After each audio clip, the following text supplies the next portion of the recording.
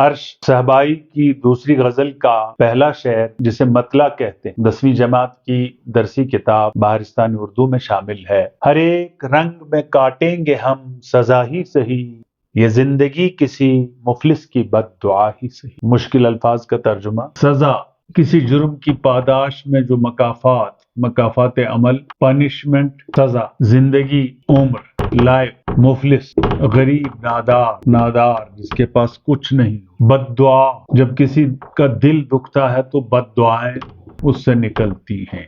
شاعر عرش صہبائی زندگی کی ناہنجاریوں کا تذکرہ کرتے ہوئے کہتے ہیں کہ ہر جانب سے یاسیت کا سما ہمارے مقدر میں ہر طرف سے مشکلات اور نشیب و فراز ہیں، سزائیں اور تکلیفیں ہمارا مقدر بن چکی ہیں۔ ایسا لگتا ہے کہ شاید کسی نادار اور مفلس نے ہمیں بد دعائیں دی ہیں جن کی پاداش میں ہم سزائے کاٹ رہے ہیں۔ شاعر عرش صہبائی زندگی کی ناہنجاریوں کا تذکرہ کرتے ہوئے کہتے ہیں کہ ہر جانب سے یاسیت کا سما ہے، ہمارے مقدر میں ہر طرف سے مشکلات اور نشیب و فراز ہیں، سزائیں اور تکلیفیں ہمارا مقدر بن چکی ہیں۔ ایسا لگتا ہے کہ شاید کسی نادار اور مفلس نے ہمیں بد دعائیں دی جن کی پاداش میں ہم سزائے کاٹ رہے ہیں۔ اس غزل کا ایک اور شعر، نہ اس کو بھول کر میں نے تجھے کیا تخلیق، یہ اور بات ہے کہ تو وقت کا خدا ہی سہی۔ بھولنا، پس یاداشت، تخلیق، پیدا کر، کریٹ، وقت کا خدا، طاقتور، گھمنڈ والا۔ شاعر عرش صہبائی اپنے محبوب کے تئیں حرف شکایت روا رکھتے ہوئے کہتے ہیں کہ اے میرے محبوب، تمہاری شخصیت کی تعمیر اور ذہن سازی میں میری ہی عرق ریزی اور محنت کار فرما ہے۔ یہ الگ بات ہے کہ تو وقت کا خدا بن بیٹھا ہے اور غرور میں لت پت ہو کے ماضی کو یکسر بھول چکا ہے، ماضی کو یکسر نظر انداز کر چکا ہے۔ شاعر عرش صہبائی اپنے محبوب کے تئیں حرف شکایت روا رکھتے ہوئے کہتے ہیں کہ اے میرے محبوب، تمہاری شخصیت کی تعمیر اور ذہن سازی میں میری ہی عرق ریزی اور محنت کار فرما ہے۔ یہ الگ بات ہے کہ تو وقت کا خدا بن بیٹھا ہے اور غرور میں لت پت ہو کے ماضی کو یکسر نظر انداز کر چکا ہے۔ اس غزل کا ایک اور شعر، یہی بہت ہے کہ مجھ پر تیری توجہ ہے، تیری نگاہ کا انداز دوسرا ہی سہی۔ مشکل الفاظ کا ترجمہ۔ توجہ، کسی کی طرف دھیان سے توجہ مرکوز کرنا، نگاہ، نظر، انداز، طریقہ۔ شاعر عرش صہبائی اپنے محبوب کی بے رخی اور عدم توجہی کی جانب زن پھیرتے ہوئے کہتا ہے کہ اے میرے محبوب، تمہارا میری طرف دیکھنا ہی بہت کچھ ہے، جائے کہ تمہارے دیکھنے کا انداز جارحانہ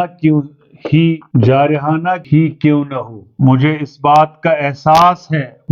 بات کا بخوبی احساس ہے کہ تمہاری نگاہ ناز میری جانب ترچھی اور ٹیڑھی ہے، اس کے باوجود بھی میری جانب دیکھنا ہی بہت کچھ ہے۔ شاعر عرش صہبائی اپنے محبوب کی بے رخی اور عدم توجہی کی جانب زن پھیرتے ہوئے کہتا ہے کہ اے میرے محبوب، تمہارا میری طرف دیکھنا ہی بہت کچھ ہے، جائے کہ تمہارے دیکھنے کا انداز جارحانہ ہی کیوں نہ ہو۔ مجھے اس بات کا بخوبی احساس ہے کہ تمہاری نگاہ ناز میری جانب ترچھی اور ٹیڑھی، اس کے باوجود بھی میری جانب دیکھنا ہی بہت کچھ ہے۔ اس غزل کا آخری شعر جسے ہم مقطع کہتے ہیں، وہ میری روح میں تحلیل ہو چکا ہے عرش، اگر وہ مجھ سے جدا ہے چلو جدا ہی سہی۔ مشکل الفاظ کا ترجمہ۔ روح، بال، حال، کیفیت، تحلیل، جذب ہونا، ایبزارب۔ عرش شاعر کا قلبی نام، شاعر کا تخلص، جدا،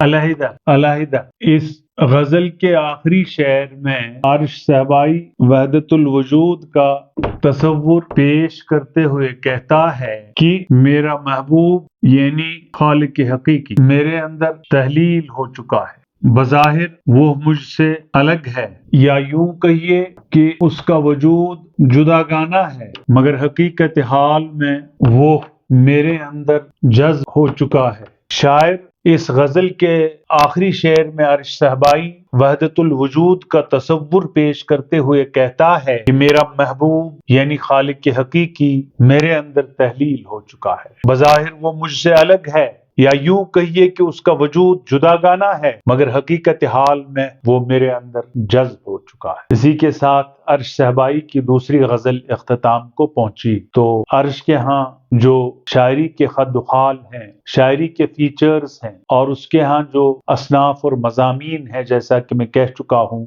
نظم، قصیدہ، ربائی اور باقی چیزیں، لیکن غزل کے حوالے سے عرش کا ایک خاص مقام ہے۔ عرش صہبائی کی دو غزلیں اختتام کو پہنچی۔ آج کے لیے اتنا ہی، کل ایک اور غزل کے ساتھ آپ کے پاس حاضر ہوں گے۔ جب تک کے لیے آپ کا بہت بہت شکریہ۔